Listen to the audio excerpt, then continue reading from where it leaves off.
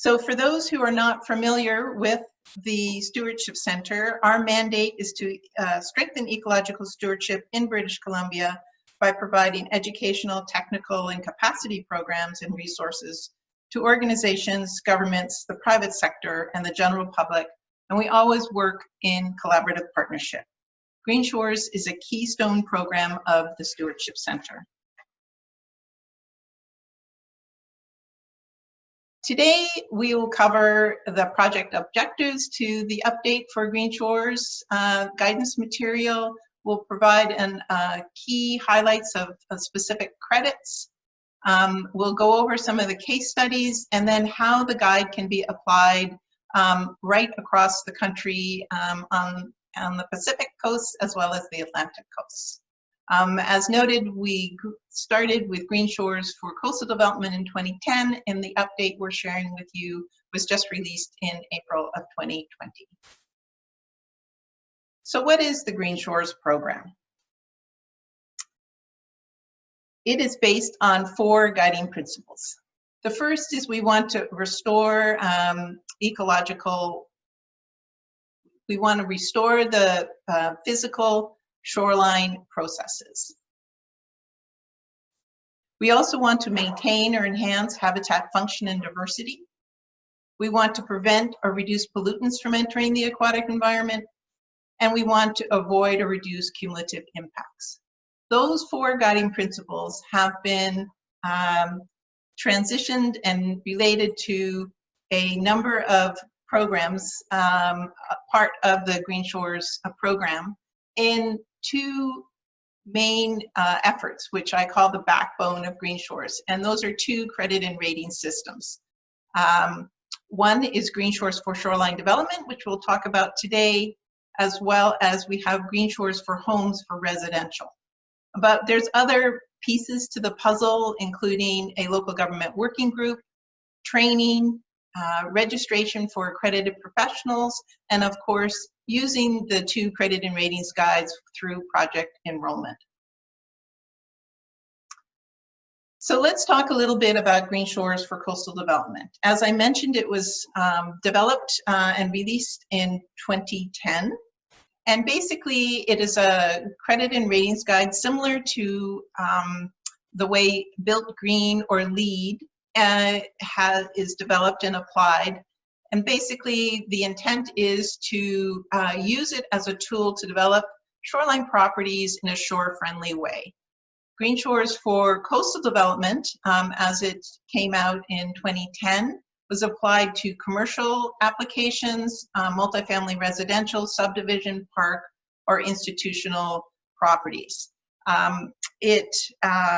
To date, we've had 9 projects that have enrolled for Green Shores for Shoreline for Coastal Development certification. 3 have achieved a rating, 1 is currently under verification, and the remaining are in progress. Basically, there's no time limit from the time you enroll to the time you complete, and because these are large projects, many of them take multiple years to complete. So the update to the Green Shores guidance. The project objective was to update Green Shores for Coastal Development, especially related to sea level rise and climate change adaptation. The project was supported by Natural Resource Canada's Climate Change Adaptation Program. And basically, when Green Shores for Coastal Development was released, it was applicable to the Pacific Coast. For this update, we wanted to make it applicable to the Maritimes in Canada. We wanted to make it similar to Green Shores for Homes in that it has application to lakes. And we also wanted to add some case studies. And as you can see, it's a target audience of primarily shoreline practitioners, developments, professionals. We also see application for governments, as well as Indigenous government and others who manage coastal and lakeshore areas. Of significance to note is that the Green Shores for Coastal Development Guide was 62 pages, and Green Shores for Shoreline Development is 114 pages. So what with the adding of the case studies and additional material, we've certainly added more detail and clarified a number of things throughout the guide. So the purpose, the process began about 2 years ago, and we had a very rigorous process where we had technical committees on both the Pacific and the Atlantic regions. We had a considerable number of reviewers and folks who provide the technical review and edits. The team was led by, as I mentioned, Coastal Geologic Services was the overall contractor, with assistance from CBCL in the Maritimes. And I just want to stress that we had review and input from multiple partner organizations and technical specialists on both coasts. So that basically we've took just about 2 years to complete this process. So let's dive into a little bit more about the projects that are addressed by Green Shores for Shoreline Development. Basically, we've now added, as I mentioned, lakes, and in terms of lake type of projects, and the only difference here is between the two is that we've also added marshland and tidal wetland restoration from realignment of dikes. And so that can be handled on a case-by-case basis, but it certainly can be applied to Green Shores for Shoreline Development. Something to note is that GSSD is not intended to apply to major industrial sites that require a high degree of shoreline infrastructure, such as port facilities or industrial plants.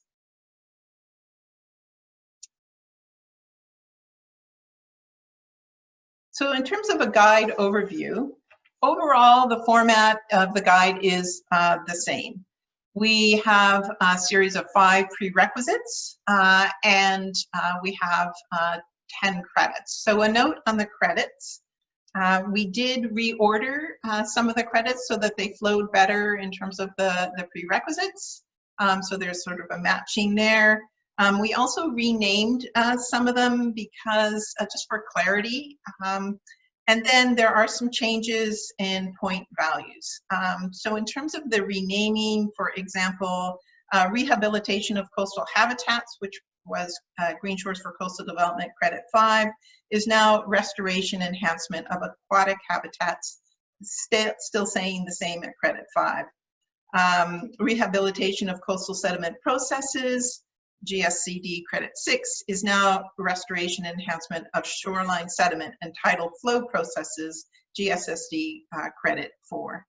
The light pollution reduction credit from GSCD is now included in Prerequisite 1, bringing down the total number of credits to 10 rather than 11. And then we also made the point values, the changes in some of the point values, and we decided to just keep whole numbers, so no more 0.5 in terms of values. So in terms of rating levels, we had quite a discussion about parks because they have limited infrastructure on those properties, whether it should we have a separate rating for parks, but ultimately we decided that basically parks must meet a higher standard for achieving points, specifically in credits 1 and 7. The points required for each rating has been increased. However, some credits have more points available. So you'll see that instead of all prerequisites plus 5, 10, and 15, we're now at all prerequisites for 10, 16, and 22 points to achieve those 3 ratings levels.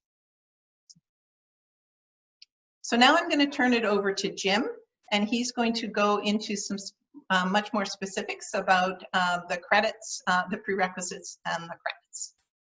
So I'll stop sharing there, Jim, and you can share.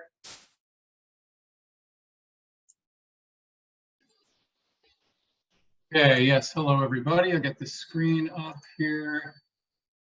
Hopefully you can hear me. DG, not if you can hear me. Yep. Okay, very good. Always a different week, different platform. But anyway, Zoom's working well. I'm going to go through some of the key updates, as DG said, and just quickly by way of intro. It was a pleasure working on this project. It was really a great big team of advisors and reviewers DG put together all around the country. Of course, I'm speaking from just south of the border, just a little bit south of Vancouver. We were very happy to work on this, pull it together, and Brian Emmett needs a special thank you for helping us on the advisory team and some continuity from the old days, let's just say. We did a major update. It ended up being a major update of this document. The first edition, was that. It was 10 years ago now. It was pretty thin in details in some areas. And we added a lot of detail and did the reorganization that DG mentioned. We want people to be able to see beaches like this one here, which is a restored beach, was an armor removal.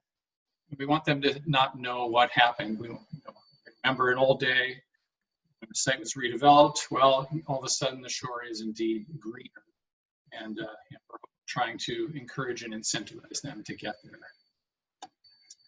So 2 key documents that went into this.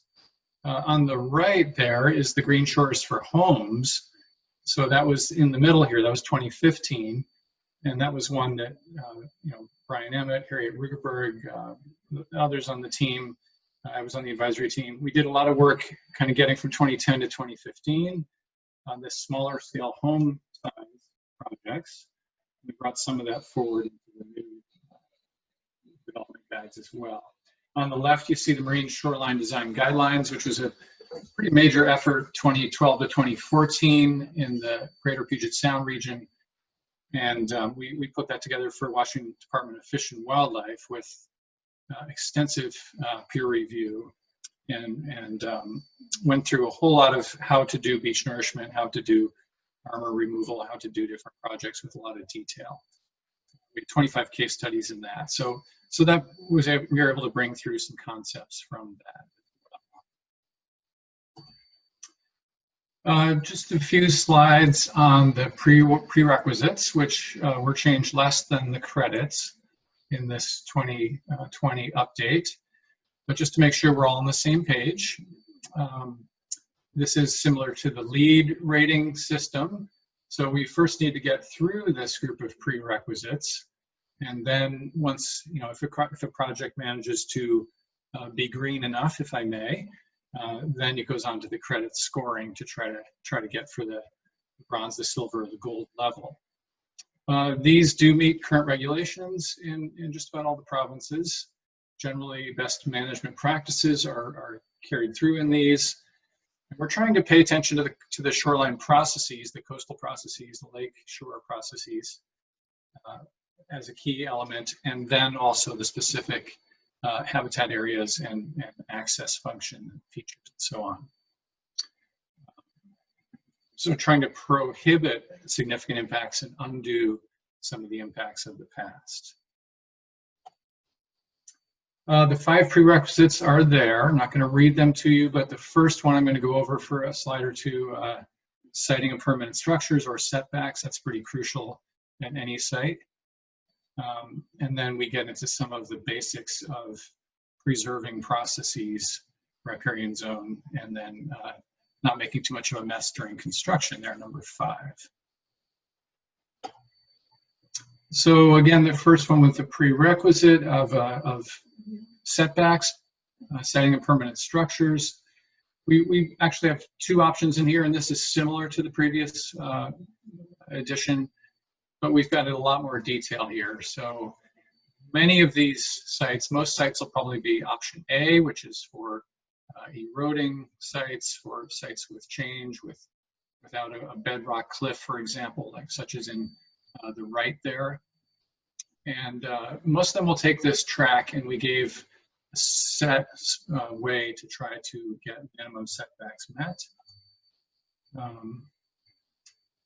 Which, long story short, I had in my slideshow yesterday, but I realized due to a Microsoft version problem, some of these updates didn't get saved.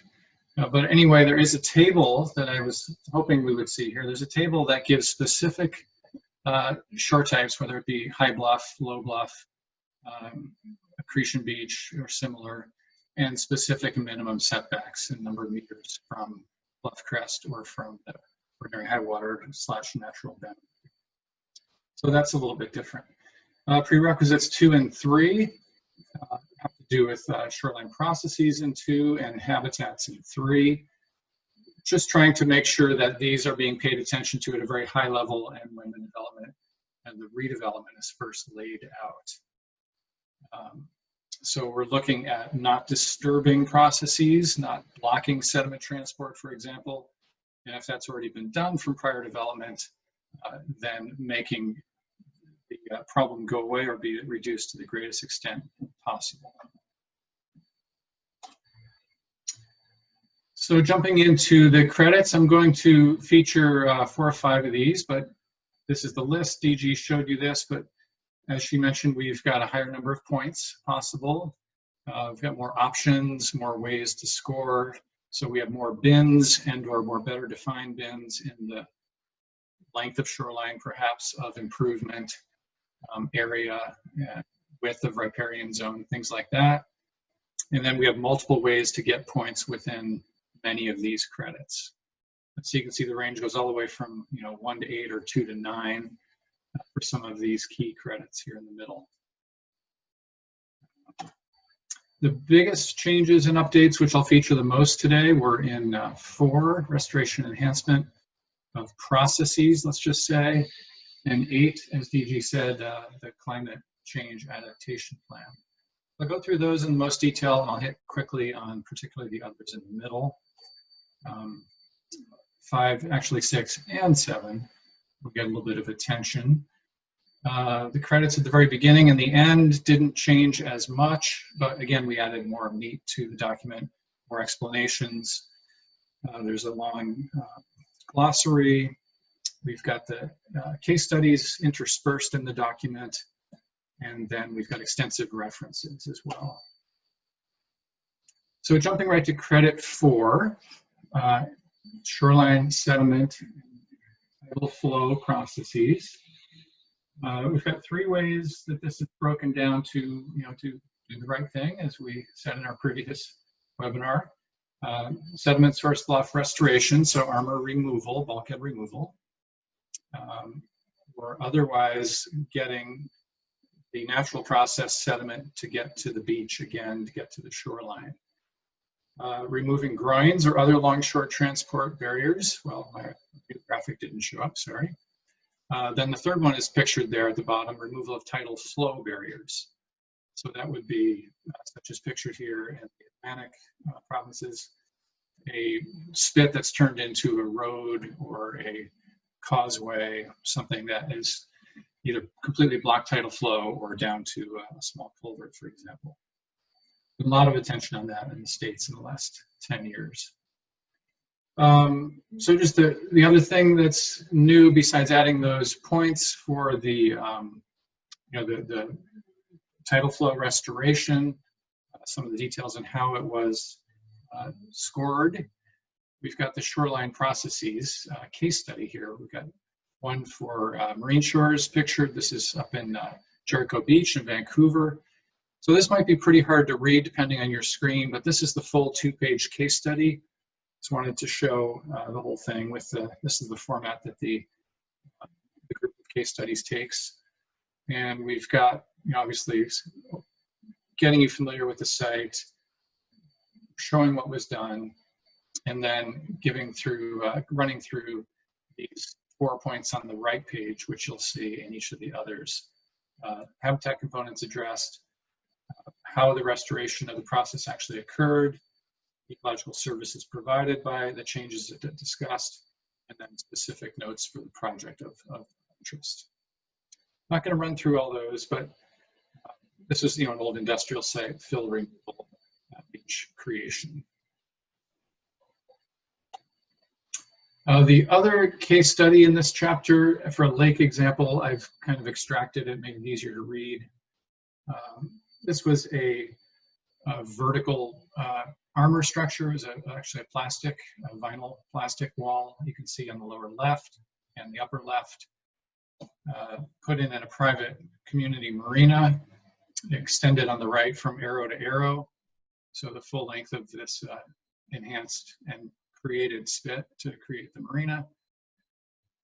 This was starting to fail. Pieces of plastic were falling in the water.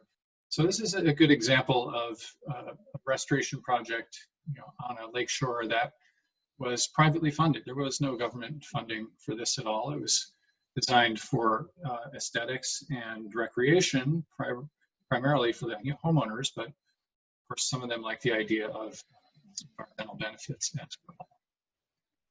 There's going to be some more planting coming as well here. And then a little closer look at that page 2. So these are all site specific, of course, for each project.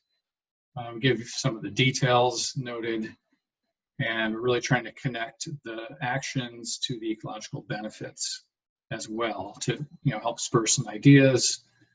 We could do that here by others, and trying to provide them a little bit of information on locations if they want to look for more info as well.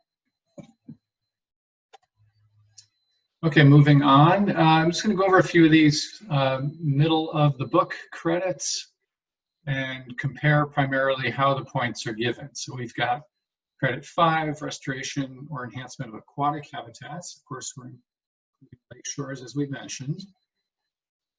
And the 2010 points are on the left there. So that was all by shore length. And it was very, not super well-defined habitat rehabilitation. And of course, the document described some ways to do that. But we've added more specifics of ideas for what can be done, what will qualify. You can see there's some similarity here with percentages. We've upped the ante a little bit, 10 to 20% or 20 to 50% of the shoreline length, measuring along the natural boundary or ordinary high, or greater than 50%. So that is direct habitat benefit, and that's explained in the document, giving 1, 2, or 3 points here. And then we've, again, inserted the idea of lagoon or marsh habitat enhancement. And we've got another point there. Critical sensitive habitat, similar to the previous edition. So that would be, of course, outside of what's already getting points here already. And then 4 includes removal of pre-existing armor structure along 50% or more of the length, if it's not already counted in credit 4. So another 3 points possible. That's also similar to the last edition, first edition, which was we're not double counting the armor removal.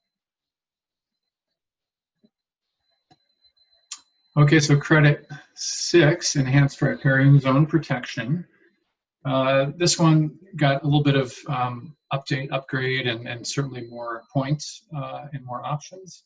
So on the left, this is one of the ones that didn't have a table to make it really easy to find. So all of these credits have this points table. On the right, you can see here. On the left, we had a half a point in the previous edition for each additional 15% of shoreline length, enhanced riparian zone to a certain limit. And then based on width was the second part.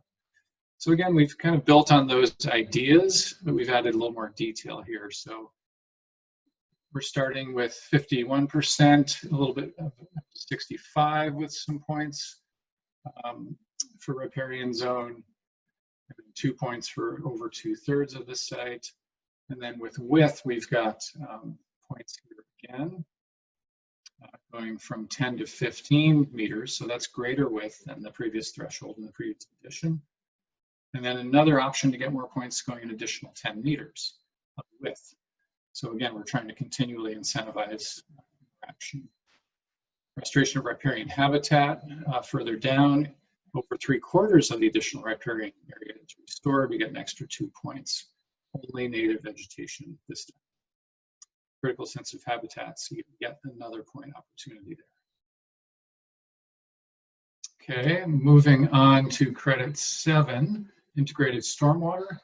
And another thank you to Paul Degree, who butchering his name, I'm sorry, at the moment, who helped tremendously, Paul DeGraff, pardon me, who helped tremendously with this chapter on stormwater, and this got a major update as well.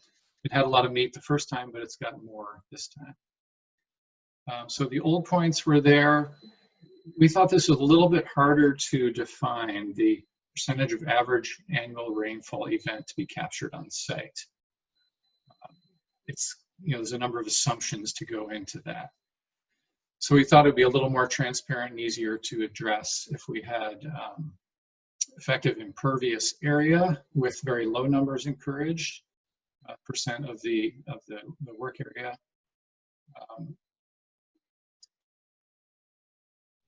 Oh yeah, sorry, this is developed non-park sites on the top, undeveloped park sites at the bottom, which have even a tighter threshold, shooting for even as little as 5% impervious. I didn't work on this one as much, that's why I'm struggling for just a second myself. Paul was very, very helpful. We've got a little bit larger number of points possible, and I feel we have an easier to follow and inspect, verify method here. Okay, so I've got a little bit longer to spend on credit 8, and I'm sure we'll be able to save plenty of time for questions. So with credit 8, climate change adaptation plan, that was one of the ones we knew going in was going to need a big overhaul. The intent was to encourage planning and design that can support natural resilience of the shoreline to climate change impacts, reduce risk to waterfront development from sea level rise and other impacts, potentially increase storminess, increase precipitation. We're thinking about ice breakup potentially earlier, a little bit of change reaction at lake shores, for example. I've got a graphic on the right, just trying to simplify these things with a higher sea level, natural shore translation on the right, on the upper frame. Everything's going to move higher and landward. Bluffs are going to erode at a quicker rate versus an armored shore where we're likely to see increased beach erosion on the bottom there. So we've got a few simple graphics. I'll show them to you as we go. And I won't read all these, but I'm showing you how the chapters are laid out. Intent first, intro, intent, context, and what are the limitations in this case. And we clearly explain here right away, we're trying to help sites address sea level rise and climate change, but this guide does not attempt to address the more complex coastal engineering needed to fully deal with these effects. This is not a cookbook. This is not as detailed as the Marine Shoreline Design Guidelines. There's a lot of other larger documents on addressing sea level rise that have been coming out lately.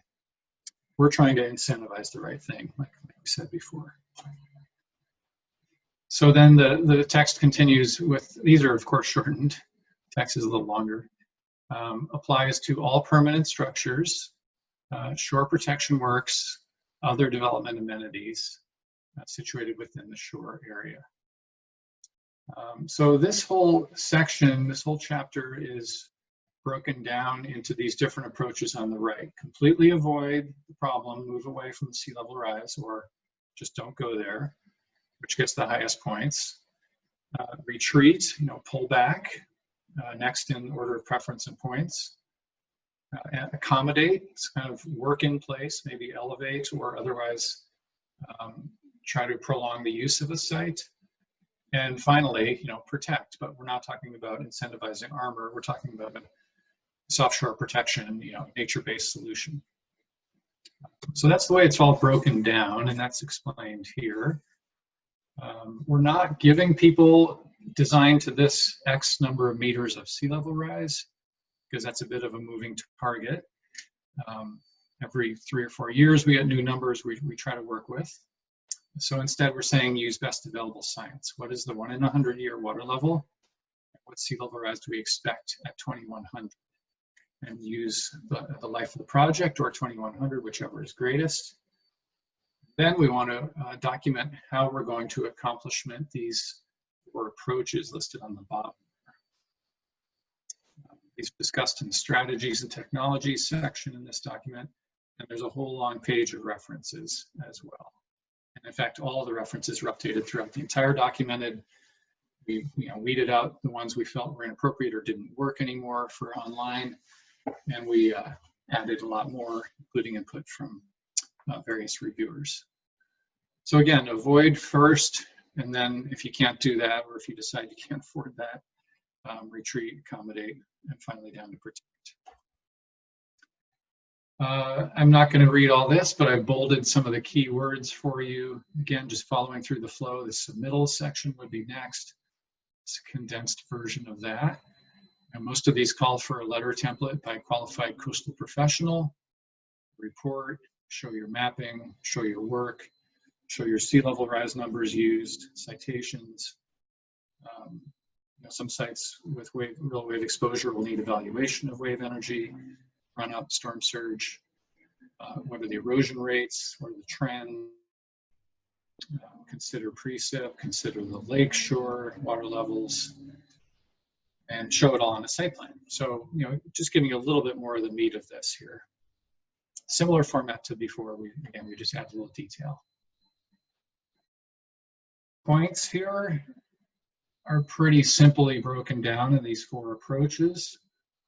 And documented change of the natural boundary, ordinary high. So particularly if you're able to pull it back and allow it to pull back in the future. Here's those same approaches you saw a few minutes ago, pictured.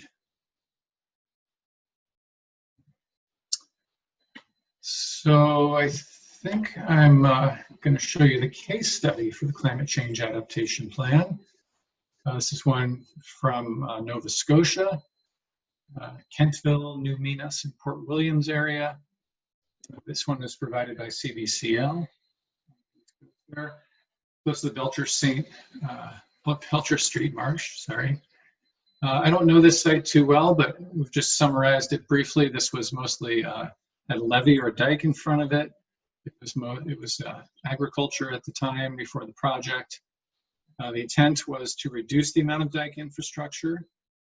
So we're going to restore a full 9.7 hectares, increase most of the wetland cover significantly, add over 3 hectares of foreshore marsh, increase the resiliency of the Cornwallis River system, reduce the flood risk to the nearby towns.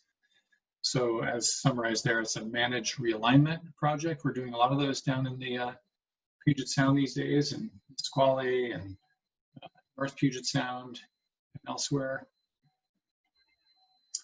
This is the site plan that goes with that, made much larger. Again, I'm not going to go into all the details, but this is a great example of pulling the dikes back, making room for restoration. Got a quick couple of shots. We featured this project briefly in just photos. This is one from Bellingham, Washington, just south of Vancouver. And this is actually a contaminated site remediation and pulling structures back. So again, just giving people the before picture, an idea of some things we can do if we're able to give up a little bit of a few square feet of land and mostly just turn it into a beach, which most people find more usable. This site was converted to a park. A lot of vegetation. I need to get a photo, in fact. So that's it. My few extra slides I wasn't able to replace today are gone. So I will give control back to DG and to Anna, if I can find that. Okay, great, thanks. So Jim, if you want to stop sharing yours. There you go. Perfect, and I will share mine. Excellent, everybody can see that, and we will move on to the final slides about how do we apply this. So moving on. Yeah, we can see that. Okay, great. So basically, we have the 2 credit and ratings guides. And so we have the Green Shores for Shoreline Development. Obviously, what we're wanting to do is have these newly updated design guidelines used in actual projects and have those projects enroll and be verified so they can achieve a Green Shores certification. So that's sort of the emphasis of, we want to see these guides not sit on a shelf, but be used, and encourage folks to do so.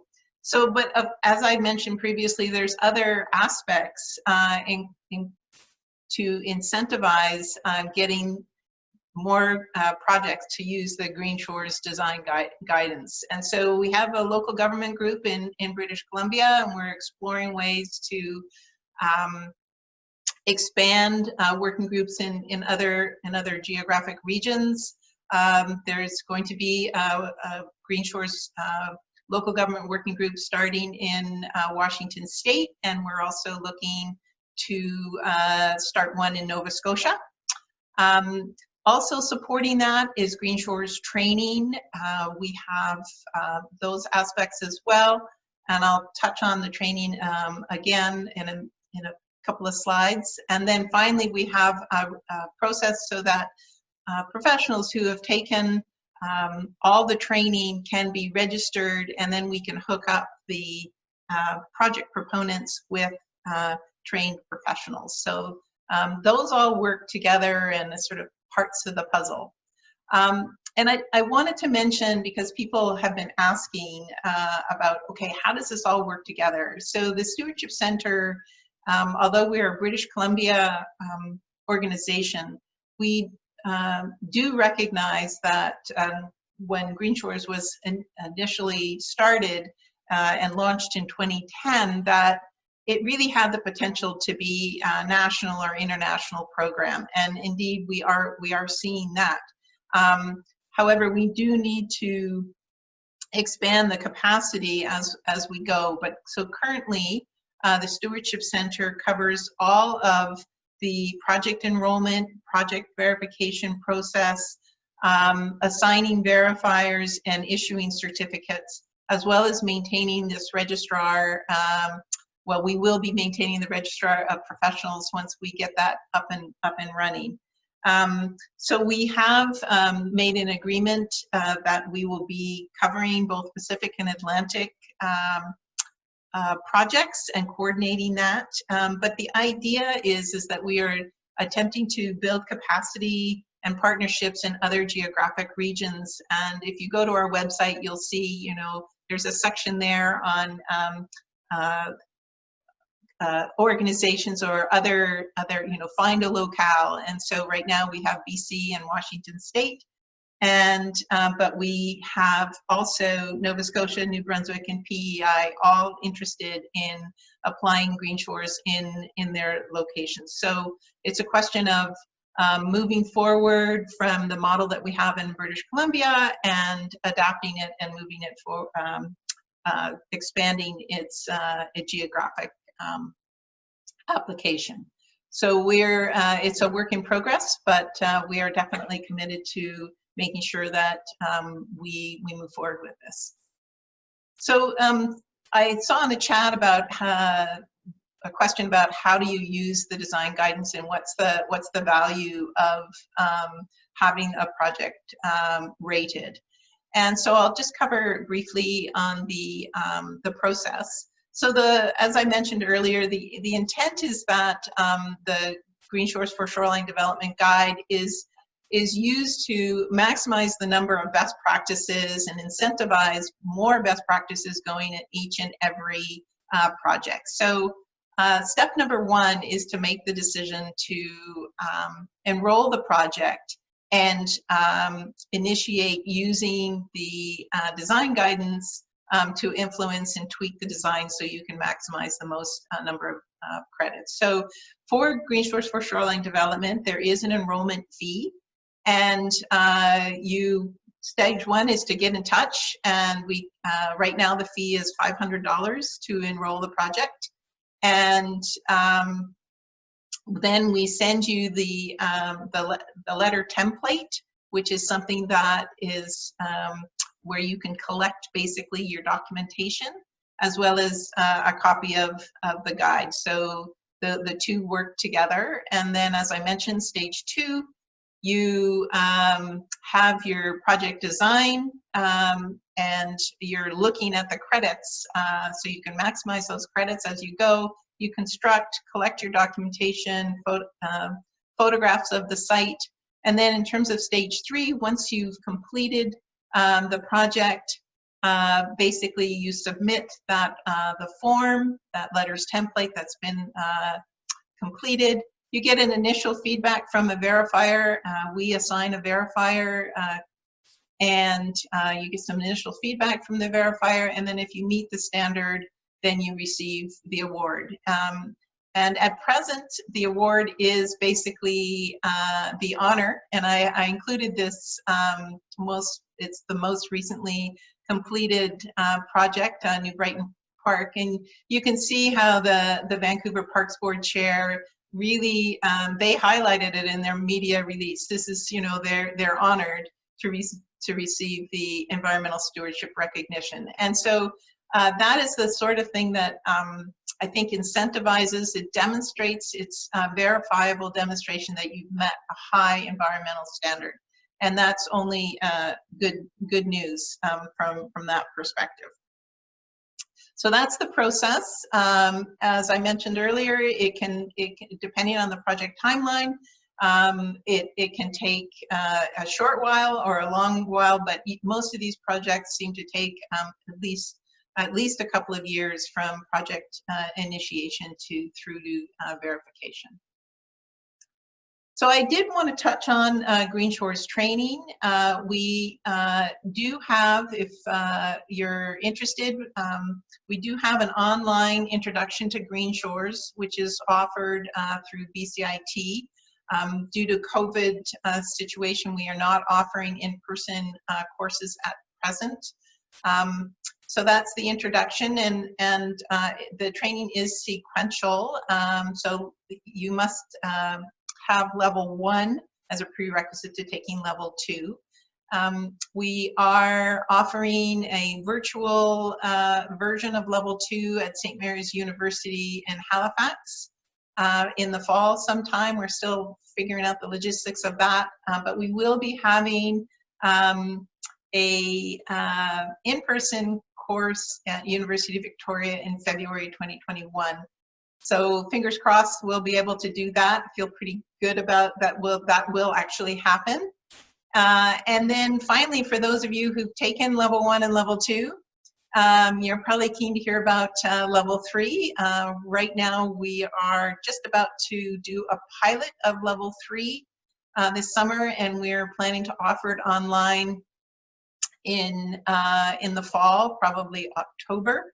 It'll come and it'll be a self-paced course, and the idea is that folks who pass the level 3 will be listed on our website as an accredited professional, so project proponents can see what professionals are available to assist them in their projects.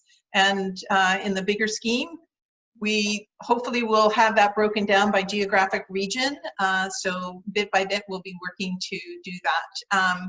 In terms of finding out a little bit more about training, you can go to our website. We do update that on a regular basis and find out where you can register for the various training. I did want to just very briefly touch on, now that we've started the process of updating the guide for Green Shores for Shoreline Development for application in both the Maritimes in Canada. There's been a number of people who've asked, well, what about the Green Shores for Homes guide? And so there is interest in having a review and update so that there can be some changes to Green Shores for Homes, so it can be applied in both PEI and the Maritimes. So we're building on some partnerships to do that, and fingers crossed we'll be able to get that project underway once we have some funding confirmed. So I'll just sort of finish up, get your copy. It's currently on the SCBC website in PDF format. you can download it today. And but we will be doing a print run for those who would be interested in having a copy, and you can email this email, info@stewardshipcenterbc.ca. And I would imagine the cost is going to be probably about $25 a copy, plus any postage cost to mail it to you. So when you do take the level 2 training, for those who haven't done it, you do get a copy of both guides.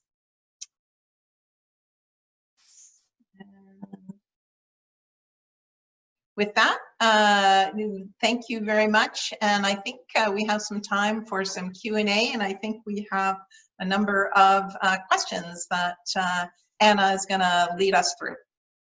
Excellent. Thank you so much for this thorough presentation. That's a lot of information about the update. This is great. Yes, we have some comments. People commenting that this is very exciting work, and excited to see all these changes. One of the questions here is, in some cases, the no action alternative may be the best approach for ecological resilience of a site. How is taking no action, where appropriate, incorporated in the point system for credits? I think I'll let Jim answer that. Yeah, sure. That's a great point. I always make that point myself on some projects. No action on an undeveloped site is, I agree, almost always the best approach. But these are by definition sites where people are coming in for, we're redeveloping this site for townhomes, we're building this, marina, we're doing these things. So pretty much they're already some type of development or redevelopment project. The system incentivizes or, gives the points for leaving the shoreline alone. So, we're pretty much encouraging that. Even if there's an upland development, we're encouraging large setbacks. We're encouraging leaving natural systems alone and or restoring, enhancing what's been damaged before. So I agree with your point, but to some extent, there's already things happening, and I'm always, and we were trying to go through this document. In fact, there's a number of decisions where I think there's one spot in the old document where, if you put in a boardwalk, you got extra points. Well, no, we're not trying to say do development. We're trying to say if you're going to do it anyway, do it in a very environmentally sensitive way. And there's other subtleties. We do encourage access, but we encourage it in an ecological method. So hopefully that answers that. Excellent. Thank you, Jim. Now, the next question is, how does Green Shores compare to Salmon Safe, another certification program for developers? Is there any coordination or communication between the two organizations? Sorry, I didn't quite hear the, which organization? That was the Salmon Safe. Oh, Salmon Safe. Yes, thank you. Yes, we are definitely coordinating and looking to, I would say they're complementary. Salmon Safe tends to look at even more the upland than Green Shores. So I'd say definitely complementary, and we're definitely in touch here in BC with the Fraser Basin Council, who coordinates that, and we work together. So they could be complementary programs. Yeah. Excellent, thank you, DG. Now the next question is, have any jurisdiction on either coast stipulated certification as a requirement for issuance of a permit? Great question. Very short answer, no. Green Shores is meant to be voluntary. It was designed as a voluntary process, similar to LEED, Built Green. And it, as such, it incentivizes these best practices through this credit and rating system.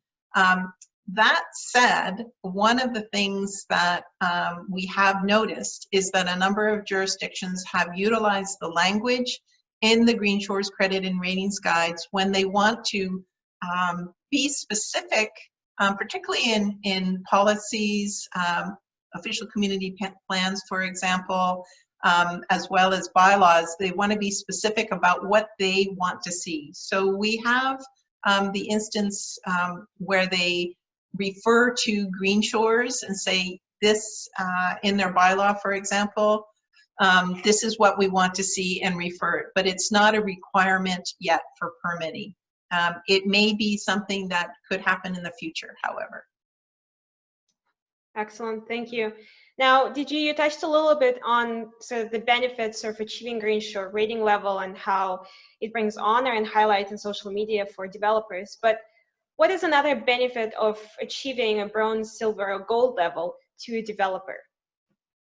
Yeah, I think the main thing is, one, by utilizing the credit and rating system, it does provide a really good framework for designing a better project that offers more value, not only to the developer from achieving the rating and good public perception, but also the value that it offers to the community, and you can demonstrate that. We've recently undertaken a study looking at the values of these types of projects from a triple bottom line perspective. And so looking at the environmental aspects, the social aspects, as well as the financial aspects. And the projects that we ran through this TBL evaluation come out for value benefit to cost of anywhere from 2.5 to 20 to 1. So, and the neat thing about Green Shores for Shoreline Development is because of these are larger projects, the data and the documentation is very specific. So we can start to generate numbers in terms of the value. And I think that is something that when you're looking at getting your project through the approval and permitting process, if you can demonstrate, you can say that these projects will have a much broader benefit to the community that is going in on. I think that is something that is going to be helpful in terms of getting your project approved as it goes through any sort of permitting. So I think that is something that in addition to getting your Green Shores Gold rating. And just a note on the rating, interesting story when I was chatting with one of the project proponents and looking at the design and what kind of points they're getting, and I said, well, it probably qualifies for silver, and she said to me, well, DG, why would I get silver? What do I need to get gold? I want this project to be gold. And so, boom, okay, well, you can, up your education, you can, there's a number of things, and the guide does gives you some ideas about the kinds of things you can do to reach that gold status. Like, why get bronze when you can do a little bit more and get gold? And often it's a tweak, not necessarily a big a jump in terms of bottom line. And that's why we really encourage folks to use the guidance right at the project start, so that you can make those tweaks as you go, rather than trying to do something at the end of the stage. Thank you, DG. We have the next question, and I'll address it to Jim again. So back to the no action option. What about in a park where the designers choose to leave a natural, healthy shoreline in a natural state? Any points available there? Okay, so it's a good challenge question. We have, yes, we do have points for riparian buffer, the greater length and width of riparian buffer. We have points for maintaining some of these things, although not, yeah, we wrestled with this one. If Brian's still listening, he's laughing, because we wrestled with this one in all sorts of different ways. what we were trying not to do was give points for things that people had to already do, or for development they were foregoing. So we've dealt with this in the States as well. So, oh, well, I want to build a bulkhead, but these are people who want to game the system, right? I want to build a bulkhead, but how much will you pay me if I don't? You know, and if these things become obvious, you know, we have to be able to work around them. That's a little different example, but I guess the answer is I believe there are some points available for maintaining, but I think it would be pretty hard to get to a really high rating that way, because what we're really more targeted at is, you know, is trying to make things better than they already are. So real environmental benefit versus not doing the wrong thing. DG, do you want to add anything to that? We wrestled with this, like I said. Yeah, I think you'd have to look at it on a case-by-case basis. But yeah, I mean, the point is that we want to, we're looking at projects where this guidance is meant to be utilized, as Jim said, on projects that there is a project that is going to be happening. That is the opportunity, is that there's a project. Now, it may be, for example, in a park situation, we have one of our first Green Shores for Coastal Development project that started right from the get-go. They said they're going to develop a park up in Kitimat, and they wanted it to be achieve a Green Shores rating. And so there they've got a new park. There's been some, there was some previous development, but not a lot. There were some structures there that they had to consider. But basically they said, okay, mostly they just want to leave it by itself. But they did, so they weren't going to be doing any removing armoring, for example, or that sort of thing. But they did want to put in a trail. And so the guidance is that, you know, you're trying to have trails that are use natural materials, for example.